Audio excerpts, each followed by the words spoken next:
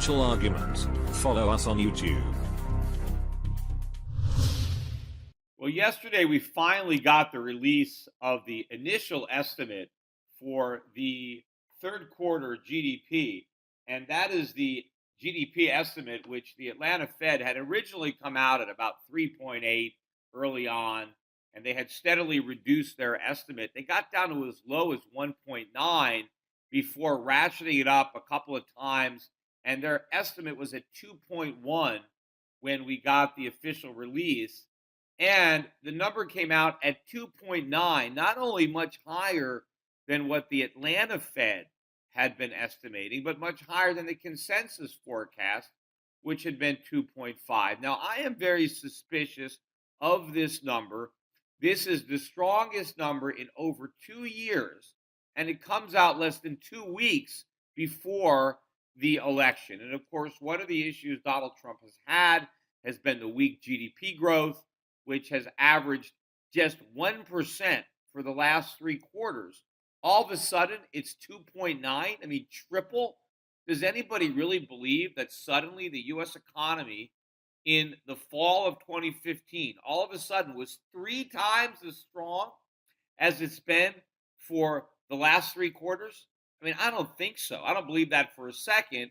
And I do believe that after the election, when we get the revisions, we will get a downward revision to this number. But, even if this number were real, and even if it holds up, if you average the last 4 to get the entire year looking back, you're still barely at 1.5%. You're just below 1.5 for the entire year, which is still extremely weak growth. But, once you look beneath the surface of this 2.9, it's very easy to see how they rigged it, to use Donald Trump's expression. And not that it's, I don't know, some kind of a conspiracy, but look at these numbers. First of all, the result, and this is probably not part of the rib cart, maybe this was accurate, but there was a 10% spike in exports. This is the biggest gain in exports in 3 years. And it's not, manufactured products that we're exporting, right, where you got some high-paying jobs. It was primarily led by a one-time surge in soybean exports. Apparently, they had a really bad harvest down in South America, and so there was an extra amount of soybeans that we were able to export that under normal weather conditions we wouldn't have been able to sell. And I read that if you take out the soybean, because soybean exports accounted for one third of the GDP growth. That means if it was a normal, weather condition down in South America, and we just exported the normal amount of soybeans, instead of 2.9%, we'd have got 1.9. That would have missed the Atlanta Fed number, and it would have missed the consensus. So just based on soybeans alone. Now, we don't have a lot of high-paying jobs down there on the farm. You don't get paid a lot of money to pick soybeans. So this is not like some good news that we just had this huge surge. Yeah, temporarily it helps out the farmers who own those beans, but it doesn't mean a hill of beans when it comes to the economy. But also look at their inflation numbers, because remember, all of this is based on the deflator, which I think significantly understates inflation. But if you look at the number that the government used for the third quarter, it's 35% lower than the assumption they made for the second quarter, right? Second quarter, they used a deflator of 2.3, which maybe that sounds, that's a little bit more believable. I still think it's too low. But for the third quarter, they decided to use 1.5. I think maybe even 1.4 and change, but rounded up to 1.5. Now, assuming that you used the same deflator in the third quarter as you used in the second quarter, because to me, most likely the relative pace of inflation hasn't slowed down. If anything, it's probably picked up. But let's say we use the same number, that would have taken another 0.8% off of the GDP. So if you factor out the one-off bump in soybeans, and then you use the same inflation that we used in the second quarter, in the third quarter, Now he's down to 1.1, which is pretty much the same as we've had for the last 3 quarters. And to me, that makes more sense. If we grew at 1% for the prior 3 quarters, I doubt anything has changed in the third quarter. And so maybe it's the same. Now, the other factor that really boosted the GDP in the third quarter was a big boost in inventories. Now, I'm not really sure where that came from. Is it that retailers are just stocking up early for the Christmas season? In which case, we simply pulled forward GDP from the fourth quarter to the third quarter, which is very convenient for Hillary Clinton, because by the time we get the fourth quarter GDP numbers, it'll be next year. The new president would have already been sworn in by the time we find out what the number was for Q4. And so if we got this big inventory build in Q3, then it's probably going to mean that Q4 numbers will be lower because we pulled that inventory growth into the third quarter. And of course, I think once again, retailers are overestimating the ability of Americans to go shopping this Christmas season. As much as they want to buy stuff they can't afford, they can't afford it so much that they can't even do it. And so I think that these inventory builds again are going to weigh heavily on U.S. GDP next year. Also yesterday, in addition to the release of the GDP numbers, we got the consumer sentiment number, which was below estimates. But not only that, it was the lowest consumer sentiment number in 2 years. So we got the highest GDP growth in 2 years, yet the lowest consumer sentiment in 2 years. That doesn't seem right. I mean, you figure consumers should be happy if the economy is growing so much faster than it was in the past. Now, again, I think that the drop in consumer sentiment has to do, or had to do, with the diminished probability of a Donald Trump victory, as consumers rely themselves on the prospects of 4 more years of hell, which they've gone through under Obama, and now they're going to have to go through it under Hillary. Although now, look, given some of the new polling data, I just read a poll, most recent poll on ABC, showed that the gap between Hillary Clinton and Donald Trump, even in the official polls, had now narrowed to just 2 points. And that was before the FBI dropped the bombshell on Friday with respect to them reopening the investigation that they never should have closed. In fact, they should have closed it because they should have indicted her, but they're now reopening the email investigation. And that announcement came out early in the trading day. And in fact, I was looking at my phone, looking at quotes, because I was down in my booth. I'm here in New Orleans at the investment conference, and all of a sudden I saw a big spike in gold. In fact, at one point it was up $15, and I saw the dollar tank. The dollar index was down 50 or 60, and I was wondering what just happened. I mean, what came out that caused that? And then I looked on the news, and I saw what was going on with the FBI and Hillary. And of course, I know, and in fact, I went on. They called me, and I went on CNBC. And I tried to put my CNBC interview from yesterday up on my YouTube channel, and then NBC filed a copyright infringement on it. They took it down, and I'm not really sure why they did that, because I've been putting up videos from CNBC. In fact, the last video I put up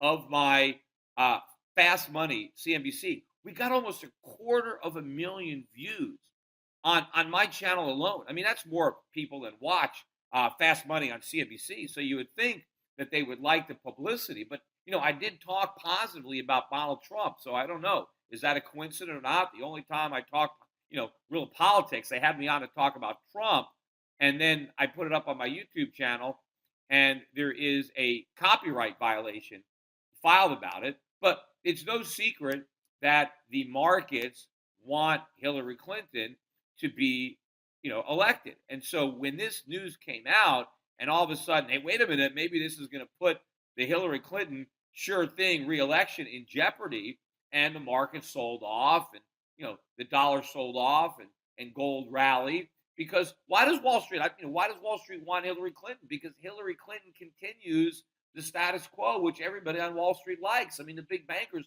look at all the money that the Wall Street bankers are donating to the Hillary Clinton campaign. I mean, there's a reason that they're giving all this money to Hillary Clinton, and it's not out of patriotism. I mean, why do you think they paid her? She was collecting $250,000 a pop to talk to Goldman Sachs. I mean, what could she possibly say that's worth $250,000? What could she say that's worth $50?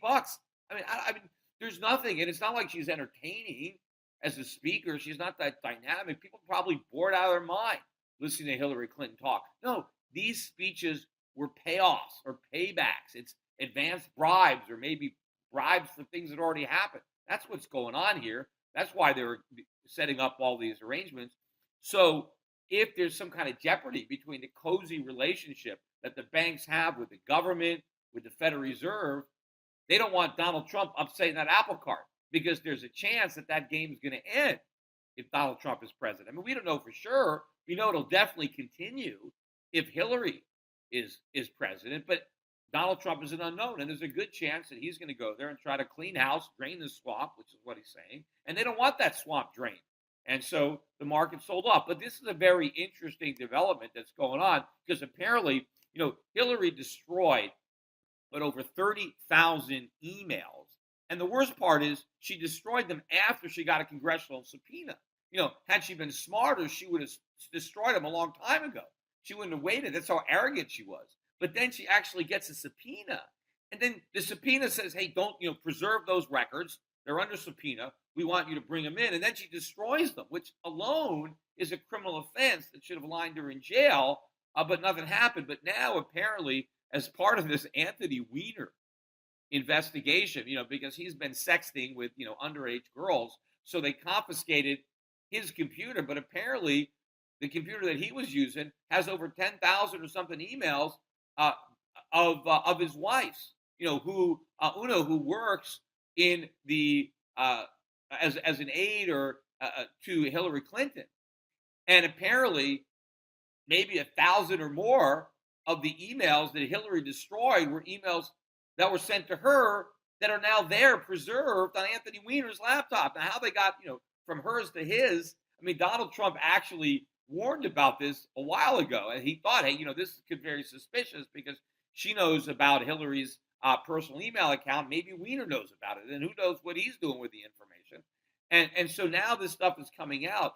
So this stuff was announced, and now I think this potentially can turn the dynamic because now they're not talking about girls anymore that are accusing Donald Trump of inappropriately kissing him. The election now, or the coverage is now shifting from Trump's indiscretions with women and how Trump treats women to Hillary Clinton and the criminal activity that she has been covering up. So this is a very, very important development to the extent that maybe a lot of the salacious bombshells that dropped, maybe the media's gone by. Those stories are old now. That's old news. We got 10 days till the election, and now the media is going to be focused on a brand new topic because, you want to get ratings now. I mean, they've already played out that story. They might have miscalculated when they released that audio from Billy Bush. Maybe they should have waited till a couple of days before the election because now people are forgetting about that and everything that followed. And now they're focusing on this new FBI investigation. And of course, Hillary Clinton is demanding that they release everything. Now that seems suspicious to me. Maybe she's demanding it because that's not going to happen. I mean, if she actually thought the information was going to be released, I'm sure she wouldn't be demanding that it be released. Maybe that's just, showboating because she knows that it's not going to come out. But hopefully it will come out. But either way, just having it out there allows Trump to turn the dynamics of this conversation. And maybe even Hillary Clinton is not going to be able to get any traction out of this trumped up GDP number because now she's too busy deflecting talk about the emails that might be on Weiner's computer and this new resurgent investigation. Also, we got more news that shows that the consumer is not in as good a shape as is generally perceived because Amazon came out with very disappointing earnings. I mean, Amazon, that's where a lot of people are shopping.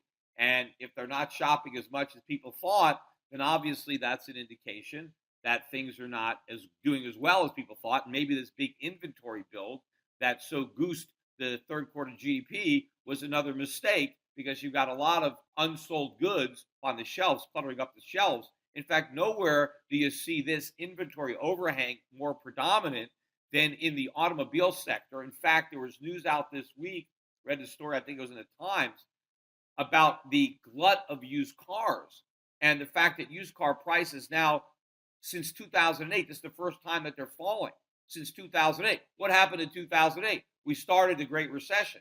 Well, the last time we saw a drop in used car prices of any significance was in 2008, and it's happening again now. And this is supposedly when the economy is so strong that the Fed's going to raise rates because they're data dependent. And now you're getting data on used car prices that shows that we have a big glut. Now, why is there a glut? Because number one, you had a number of people who leased cars. And when you lease a car, typical lease is maybe about 3 years, and you lease the car and the lease is up, and now you just turn the car in, right? And now the automobile dealers have all these used cars that have now come off lease that they need to sell. See, because a lot of the people who lease the cars can't actually afford to buy them, because when your lease runs out, right, you have an option, you can buy the car, but very few people do. I think what's going to happen too is a lot of people who lease cars probably never leased them before. They used to be able to buy them, but they couldn't afford to do that. But they got such a sweetheart deal on the lease. And part of the reason that leasing was so cheap, one, was low interest rates, courtesy of the Fed. But the other part was the assumption of the residual value of the car, right? Because people assume that the car has a certain used value because the lender gets the car back and now they have to sell it. And so the lease payment is also a function about what they believe the car is going to be worth at the end of the lease. The problem is if you have massive leasing and now you have a lot of leases maturing at the same time, you have a lot of inventory to sell, which means what they assume the residual values would be is going to be too high, and the actual value is going to be lower. Especially, and I believe a lot of the people who lease cars and who maybe don't have a lot of experience leasing, maybe it's the first time they leased, right? Because leasing as a percentage of car sales was an all-time record high in this bubble. I bet a lot of people who lease these cars, I bet they drove too many miles. Because when you get a lease, it's a 10,000 mile lease, a 12,000 mile lease. There's some people that drive 15, 20,000 miles a year. That's a lot of miles.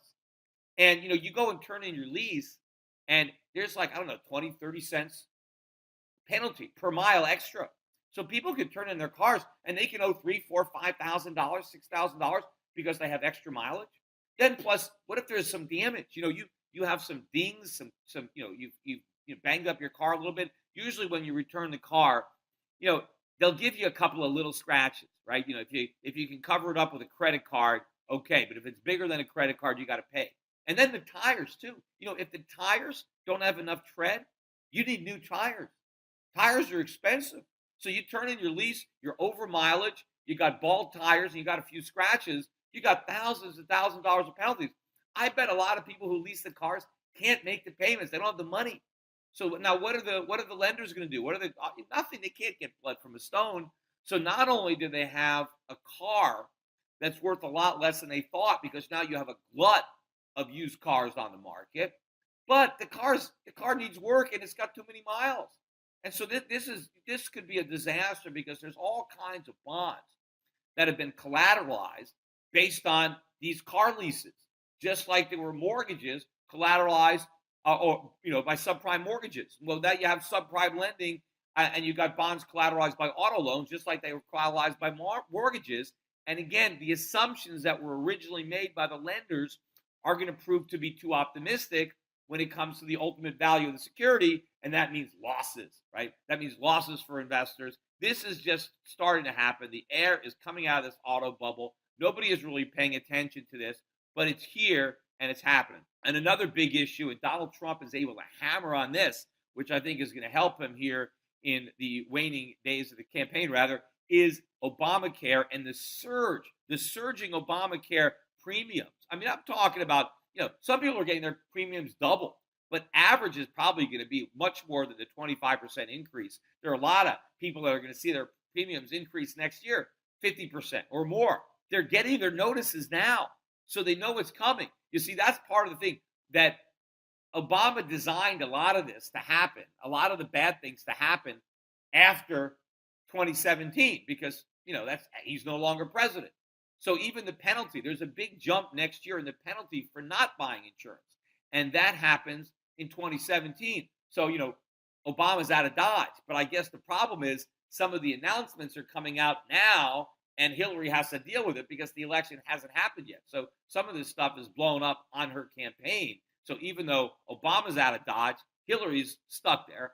And this is going to be a bigger issue. But, I read this article in the New York Times, and this article was about the fact that the penalty for not buying insurance, right, the penalty tax was too low, and that a lot of Americans were opting to pay the penalty instead of buying insurance.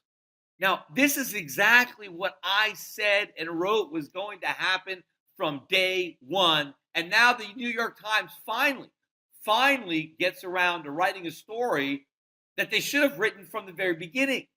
Instead, I was writing this kind of stuff, not the New York Times. In fact, I pointed out, and nobody pointed this out but me at the time, when the Supreme Court ruled this unconstitutional tax or to be constitutional. The way they were able to justify this is the Supreme Court said that the tax itself is so low that it won't actually compel behavior. Remember, one of the reasons that it was challenged is the people challenging Obamacare said it's unconstitutional because the law requires you to buy a product, and the government cannot require you to buy something. And if they can't do it directly, they can't do it indirectly by taxing you for not buying it. And that's a valid argument. It's 100% true. And so they went to the Supreme Court with that argument. And what the Supreme Court argued to justify the tax is they said, well, yes, the government can't force you to do something with the tax. And they're not doing that with this tax because the tax is so low that it's not going to actually force anybody to buy insurance. Because insurance is so much more expensive than the tax, people will simply pay the tax instead of buying insurance. And so the irony is that the Supreme Court said Obamacare is only constitutional because it won't work. That's how ridiculous it is. And what I wrote at the time, I said eventually they're going to have to dramatically increase the penalties in order to force people to buy the insurance, because Obamacare is based on forcing young, healthy people to overpay for insurance so that older, sick people can get something for nothing. Well, the problem is the young, healthy people, A, don't have the money, but they don't have the desire to buy something that they don't need, because if they ever get sick, well, then they can buy the insurance then, because there's no ability to discriminate based on pre-existing conditions. So I said that what was going to happen was young, healthy people would drop out, they would pay the tax, which is exactly what they're doing, and then the cost of staying in would skyrocket, which is exactly what's happening because you're having surging premiums. And I said that as premiums surge, then more and more people will decide to pay the tax instead of the premiums. And that is what's going to happen, and the whole thing is going to unravel. And I said the only way to save it potentially would be to dramatically increase the amount of the tax penalty, to actually force people to buy what the Supreme Court acknowledged the tax was too low to compel. But I said that I bet if the government then jacks the penalty tax way up, that it's still going to be constitutional, because who is going to go back to the Supreme Court, right? And now all the way back up again and say, okay, you said it was constitutional when the tax was really low, but now they've increased it tenfold, and now it's so expensive. Is anybody going to be able to get this case all the way back up to the Supreme Court again? Not a chance. So in other words, the Supreme Court says it's constitutional only because the penalty is really low, and then after they get the constitutional verdict, now they jack the penalty way up. But had the penalty been way up initially, then the tax would have then the whole Affordable Care Act would have been held unconstitutional. But because the penalty tax was low when they argued before the Supreme Court, they said, okay, it's constitutional because it's low. Well, now they jack it up high, which would mean it's unconstitutional, except no one's going to care because the Supreme Court's not going to get a chance to rule on it again. But of course, ultimately, it's not going to work at all. And where we're really headed and where Hillary Clinton will take us, I have no doubt in my mind that Hillary Clinton wants single payer. She wants socialized health insurance. And that's where Obamacare takes us, because it completely destroys whatever was left of the free market system. And so once you've destroyed healthcare, now you can come as the savior. Just like, the Federal Reserve, almost destroys the economy by inflating a housing bubble, which bursts, and then you have a financial crisis, and now they claim credit for saving us, right? They're the firemen. They set your house on fire, and then they show up to put out the fire, and they want credit, right? That's what the government's going to want for destroying our healthcare system. Now they're going to say, oh, you need us to save it, which is, one of the reasons that, I prefer Trump over Clinton, because there's no way he's going to do that. Now, of course, I know on his stump speech, he talks about repealing and replacing. Now, I don't know, maybe the pollsters said you can't just repeal Obamacare. You got to say you're going to replace it. But, he never says what he's going to replace it with. And I'm hoping he's not going to replace it with anything except the free market. And that would technically not be a lie, right? We're going to repeal Obamacare and replace it with the free market, right? So just leave off the words free market. You're still replacing it. Just a lot of people assume that he wants to replace it with another government program. Hopefully that is not the case. What we want to bring back to the healthcare system is the free market, because we've replaced the free market with government. And I want to get rid of government and bring back the free market, so the free market can do for healthcare what it's done for technology. One of the crazy things, too, about healthcare, and one of the reasons that all the proponents of big government, they want to claim that, healthcare is somehow different than other goods, is they say, well, healthcare gets, they come up with new things and more creative things, more sophisticated things. So it's more complicated. And because it's more sophisticated and more complicated, it's more expensive. That's nonsense. I mean, how much more complicated and sophisticated are our cell phones today than they were 5 or 10 years ago? But how much cheaper are they today than they were 5 or 10 years ago? How much more technology is in our laptops or in our television sets? Having more technology, being more complicated and being more sophisticated doesn't mean more expensive. Not in the free market. The free market does two things. It increases quality while it decreases price. Government does the opposite, right? It decreases quality and increases price. And that's what's going on in healthcare. And of course, it's going to go on even worse if Hillary Clinton gets elected. But maybe the odds of Trump. But I've been saying, look, I look at these polls, and yes, I mean, there's a big margin of error. And in general, Clinton has been way ahead. And I know that there is a predisposition of a lot of people to just vote Democrat because they're just impoverished, and they believe the only hope they have is for the government to steal money and give it to them. I mean, that's part of the reason that the government, particularly the left, wants to trap people in poverty, because they buy those voters, right? They cripple people and say, here, I got the crutch. Vote for me and I'll help you walk, right? But meanwhile, it's the government that cripples them. So the more dependent voters they can create, the more voters who think their only way out of poverty is government. But government is why they're in poverty, and the real way out of poverty is free market capitalism. But maybe there's people are in such despair, even as, again, President Obama's own advisor down in Brazil coming out and admitting how desperate the situation is for most Americans. Maybe it's so bad, and maybe Hillary Clinton's criminal activity is now, the focal point of the campaign in the waning days. And again, as I said, maybe the polls don't quite reflect people who want to vote for Trump, but for whatever reason are embarrassed about acknowledging that that's what they're going to do to whoever is running the polls, or the fact that I do believe that there is a large percentage of Trump voters who are highly motivated and who honestly believe that Donald Trump can deliver on his promises. I think the percentage of Hillary voters who actually think anything is going to get better if they elect her is extremely small. And therefore, they are much less motivated to actually go out and vote. And certainly, there's still a lot of residual distrust and hate for Hillary on the part of Bernie Sanders supporters. And as much as Bernie is out there encouraging his supporters to go and vote and hold their nose and vote for Hillary, a lot of them probably don't want to do it.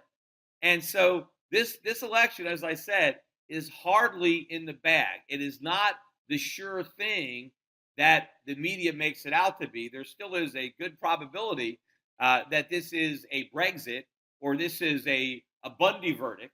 You hear there's that verdict where everybody assumed that the individuals involved in this were going to be convicted, and nobody predicted an acquittal.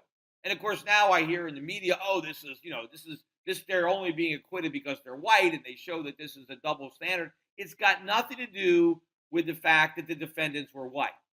What it has to do with the fact is that there was sympathy among the jury members for their plight and their circumstances. And they're upset at the government. They're upset at the status quo. They understand that their own situation has been deteriorating. And this is a way of standing up. Is it a form of jury nullification?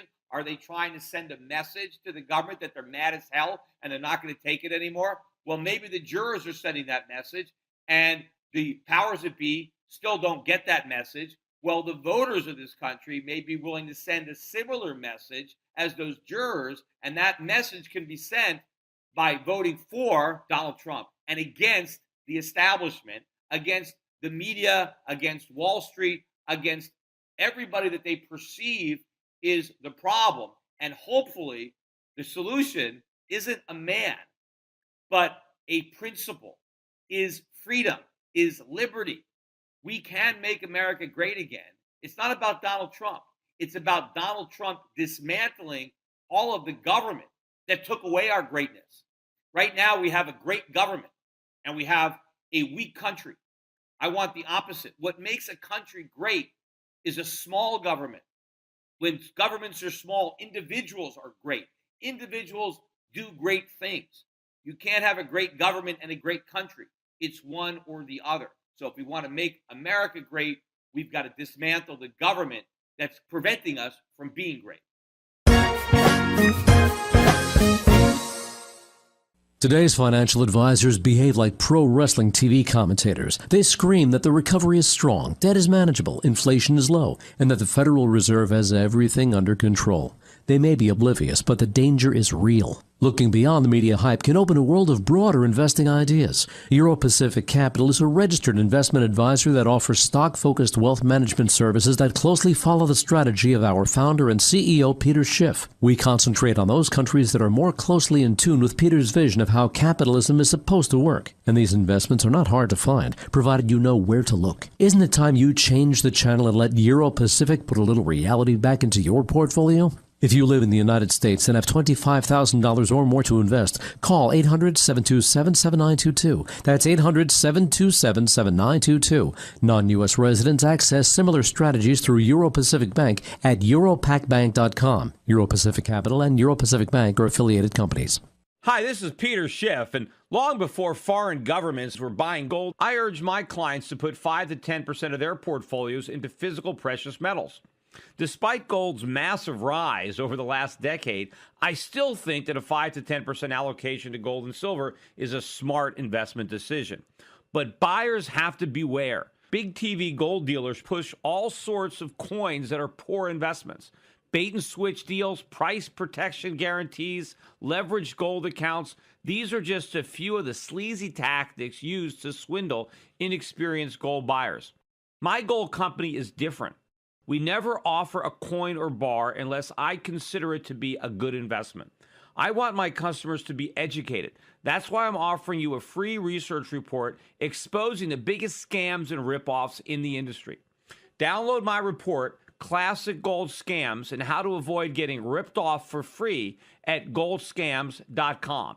This report tells you everything you need to know about how to avoid losing thousands of dollars with scam gold dealers. It even tells you how to tell if a salesman is lying to you on the phone. This is a must-read for anyone considering a gold or silver investment. Download this free report today at goldscams.com. That's goldscams.com.